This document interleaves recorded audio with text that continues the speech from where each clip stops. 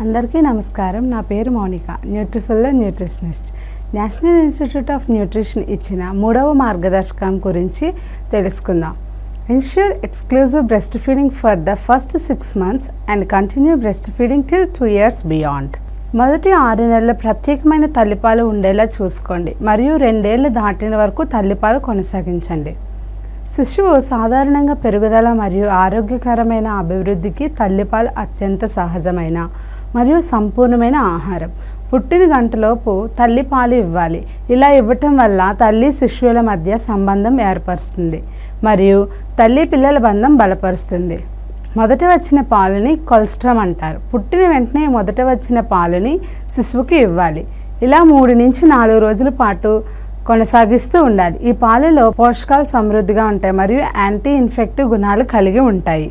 తల్లిపాలు ఇవ్వటం వల్ల అంటువ్యాధుల ప్రమాదాన్ని తగ్గిస్తుంది మరియు శిశువుకి మెరుగైన మేధాశక్తిని పెరుగుతుంది మరియు దీర్ఘకాలిక ఆరోగ్య ప్రయోజనాలను అందిస్తుంది. ఇలా తల్లిపాలు ఇవ్వటం వల్ల గర్భాశయం యొక్క ఉపసంహరణలో సహాయపడుతుంది మరియు డెలివరీ తర్వాత రక్త నష్టాన్ని తగ్గిస్తుంది. మరియు తల్లిపాలు ఎక్కువ కాలం ఇవ్వటం వల్ల ఋతుస్రావం ఆలస్యంగా వస్తుంది. సో అప్పుడు శిశువుకి కాల వ్యవధి ఉంటుంది. తల్లి పాలు ఇచ్చే తల్లుల్లో రొమ్ము క్యాన్సర్ వచ్చే ప్రమాదం తక్కువగా ఉంటుంది. తల్లిపాలు ఎప్పుడు ప్రారంభించాలి మరియు ఎంతకాలం కొనసాగించాలి? శిశువు పుట్టిన వెంటనే తల్లి శిశువుని దగ్గరకు తీసుకోవటం వల్ల పాలు వీలైనంత త్వరగా వస్తాయి. ఇలా చేయటం వలన తల్లి బిడ్డ అనురాగం పెరుగుతుంది మరియు అలానే uterus contraction and blood flow కూడా తగ్గుతుంది తల్లిలో. అలానే బ్రెస్ట్ ఫీడింగ్ ఇవ్వని తల్లుల్లో ఇలాంటివి ఏవి మనం చూడము. కొలెస్ట్రాల్ అనేది పుట్టిన తర్వాత మొదటి 3 నుంచి 4 రోజుల్లో వచ్చే పాలు మరియు పుట్టిన వెంటనే శిశువుకి ఇవ్వాలి. కొలెస్ట్రాల్ మిల్క్ అనేది పూర్వకాలంలో మంచిది కాదని ఇచ్చేవాళ్ళు కాదు.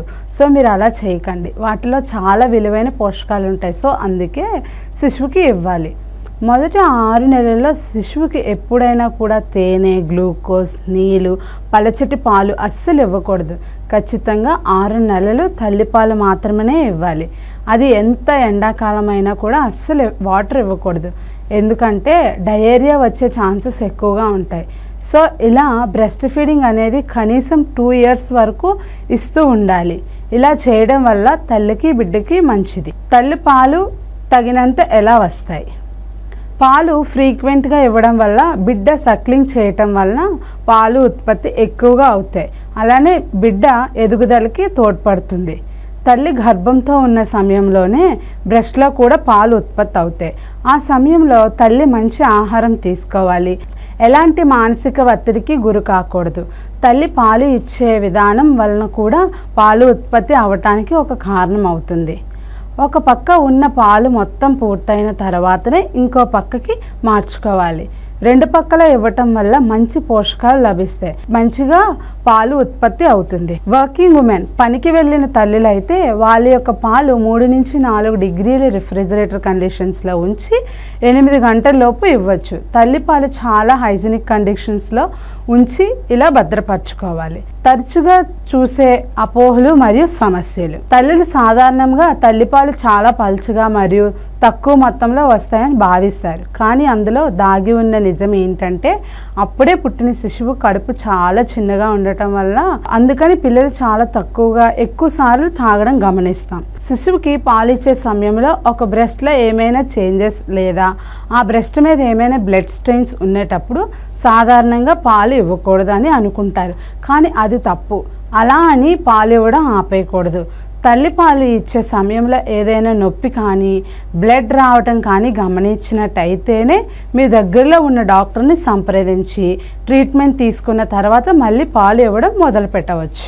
తల్లి పాలు యొక్క ప్రయోజనాలు. తల్లి పాలలో శిశువుకి అవసరమైన అన్ని పోషకాలు ఉంటాయి మరియు ఇన్ఫెక్షన్ల నుండి రక్షిస్తుంది.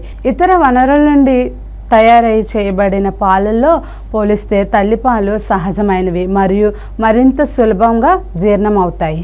తల్లిపాలలో అధికంగా ప్రోటీన్లు, మినరల్స్, వైటమిన్స్, అందులో కూడా ముఖ్యంగా వైటమిన్ ఏ అండ్ యాంటీబాడీస్ ఉంటాయి. తల్లిపాలు తగినంతగా హైడ్రేట్ చేస్తుంది మరియు మలబద్ధకాన్ని నివారిస్తుంది. తల్లిపాలు ఇవ్వటం వల్ల శిశువుకి మరియు తల్లికి దీర్ఘకాలిక వ్యాధులు అనగా autoimmune diseases, inflammatory bowl diseases, ఊబకాయం మరియు క్యాన్సర్ లాంటి వ్యాధులు వచ్చే ఛాన్సెస్ తక్కువగా ఉంటాయి. తల్లిపాలలో పోషకాలు కాకుండా శిశువు ఎదుగుదలకి ఉపయోగపడేలాగా enzymes, hormones, growth factors and anti infective factors ఉంటాయి. సాధారణమైన తల్లి రోజుకి 750 మిల్లీలీటర్ల పాలు అనేవి మొదటి 6 నెలల్లో తయారవుతాయి. తర్వాత 1 సంవత్సరం తర్వాత 600 మిల్లీలీటర్ల పాలు వస్తాయి. తల్లిపాలు అంటువ్యాధి నుండి ఎలా రక్షిస్తుంది? తల్లిపాలు తాగని శిశువుల కంటే తల్లిపాలు తాగే శిశువుల్లో వ్యాధులు మరియు మరణాలు చాలా తక్కువగా ఉన్నాయి. తల్లిపాలలో pH శాతం 6.36 నుంచి 7 వరకు ఉంటుంది. వ్యాధికారక క్రిములు పెరుగుదలను నిరోధిస్తుంది. తల్లిపాలలో ఇమ్యునోగ్లోబిన్స్, లాక్టోఫెర్నిన్, కాంప్లిమెంట్ ఫ్యాక్టర్స్ అండ్ లాక్టోపెరాసిడేస్ ఇవి శిశువుని అనేక ఇన్ఫెక్షన్ల నుండి రక్షిస్తాయి. తల్లి పోషకాహారం లోపం యొక్క ప్రభావాలు ఏమిటి? తల్లి గర్భం దాల్చిన తర్వాత మంచిగా ఆహారం అనేది తీసుకోవాలి, లేకపోతే పోషకాహార లోపాలు అనేవి చూస్తాం. తల్లి ప్రసవించిన తర్వాత అన్ని పోషకాలు మంచిగా తీసుకోవాలి, like proteins and essential fatty acids. లేకపోతే న్యూట్రిషన్ సప్లిమెంట్స్ అనేవి తీసుకోవచ్చు. ఎప్పుడు అంటే గర్భంతో ఉన్నప్పుడునే తీసుకోవాలి, ఎందుకంటే బిడ్డకి కావాల్సిన పోషకాలు అవసరంగానే అందుకోవటం కోసం. తల్లిపాలు ఇచ్చే కాలంలో మెడిసిన్స్ తీసుకోవచ్చా? కొన్ని medicines like antibiotics, pain killers and hormones related ఏ మెడిసిన్స్ తీసుకోకూడదు. And caffeine, alcohol and psychotropic drugs లాంటివి కూడా తీసుకోకూడదు. పాలిచ్చే ఏ స్త్రీ అయినా కూడా వైద్యుల సలహా మేరకు తీసుకోవాలి. హెచ్ఐవి పాజిటివ్ ఉన్న మహిళలు తమ పిల్లలకి పాలు ఇవ్వచ్చా? తల్లిపాల ద్వారా తల్లి నుండికి శిశువుకి హెచ్ఐవి సంక్రమించవచ్చు.